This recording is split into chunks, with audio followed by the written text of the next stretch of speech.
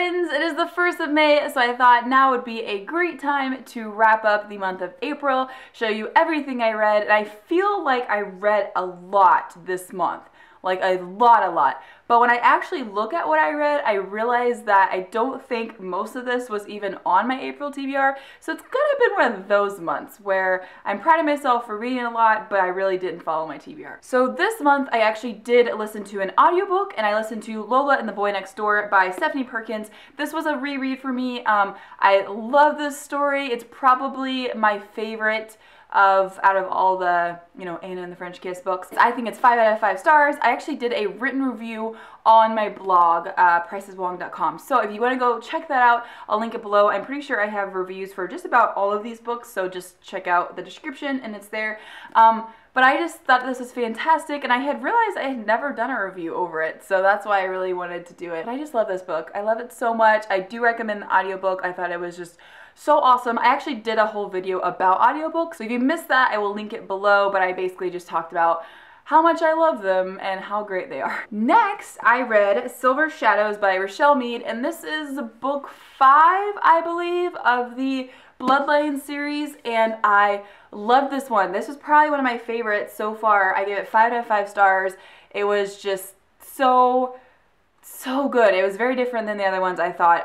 Although Adrian's character did really annoy me the beginning part of this, but it was just awesome. So after I finished this, I started the Ruby Circle, and I'm still not finished. I'm only like not even a quarter, like about a quarter of the way through it. And it's so frustrating because it's now May and I still haven't finished this series. I don't know why it's taken me so darn long. I have no idea. I'm really enjoying the series. I don't know. I'm just taking my sweet time, I guess. I think that the main reason why I did not finish the Ruby Circle is because I just randomly decided, hey, I should reread the Princess Diaries series. Out of the blue, definitely wasn't planned. So if you are friends with me on Goodreads, you've seen all of my status updates and my reviews on there, because I read all of these this month. I read the first one, The Princess Diaries. I read Princess in the Spotlight, Princess in Love, Princess in Waiting. I borrowed from the library. And then I got this teeny tiny little 50-page Project Princess, and this is number 4.5. So all of these, yeah, but they were so good, and I was worried that I would not like them as much as the first time I read them, because I read them so long ago, and Mia is only 14 years old when this starts, and she's a very, you know, as 14-year-olds go, she's just a very immature and sometimes kind of like not whiny 14-year-old, but some of it's to be expected. A lot happens to her, and she has to just deal with it. And I love it, though. It's set in New York City, and I don't know, I love Mia. I love Mia's friends. I love, like, the relationship aspect, like the romance kind of thing with her, like, falling in love for the first time. And it's just so good. I love the movies, too. They're very different, but I love those, too. And next month in June, A Royal Wedding comes out by Meg Cabot. And it's like, I think the last one ever of this series, and it's like Mia's like my age now. She's like 22, and she's getting married, and I'm so excited for it. So that's kind of why I just randomly, I guess, picked these up. But yeah, I'm really happy that I still love these and that I'm not like too old for them, and I think they're great. I gave these all like 4 or 5 stars, and if you want to check them out, all my reviews will be below, and I do have more of like a discussion part of it, so you can kind of like read that. The next book I read, you guys probably won't care about, so I'll show you really quickly. Got it from the library. It's called The Smart Girl's Guide to Going Vegetarian, and it's by Rachel Meltzer Warren, MSRDN. So I got this from the library, and it's not a book just about like what vegetarians eat or whatever. It's actually directed more towards like teen girls, but anyone could find, you know, this useful. It's just about eating healthy. It doesn't matter if you don't eat meat. There's actually parts in here that talk about that, and it's like totally fine. It's just like talks about, you know, protein and like why your body needs it. It goes over like all these vitamins, and it goes over like myths that people have. I don't know, this is helpful if you're like thinking about becoming a vegetarian or vegan, because there's just a lot of information in here. But it's also really helpful if you just want to eat a bit healthier. It doesn't actually matter like if you like don't want to be a vegetarian or whatever. So yeah, I'm about 50% of the way through, and I think it's really interesting. I've been making little notes and stuff, writing down some of the stuff about the recipes and things, and yeah, I'm really liking it. And I think the last book that I read this month, well, I started it, I haven't finished it, I'm so close, is The Kiss of Deception by Mary E. Pearson, and this was actually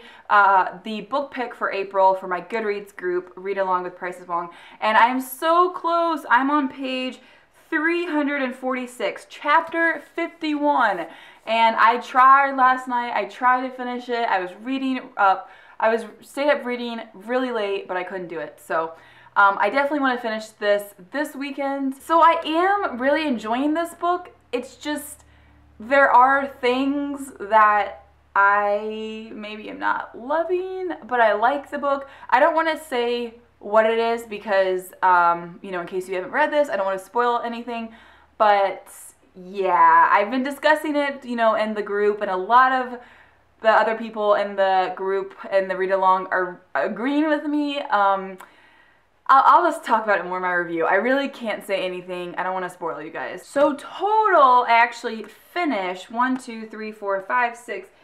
7 books if you count this little bitty one, which Goodreads did. But so 7 books, and then I started and 3 more, almost finished The Kiss of Deception.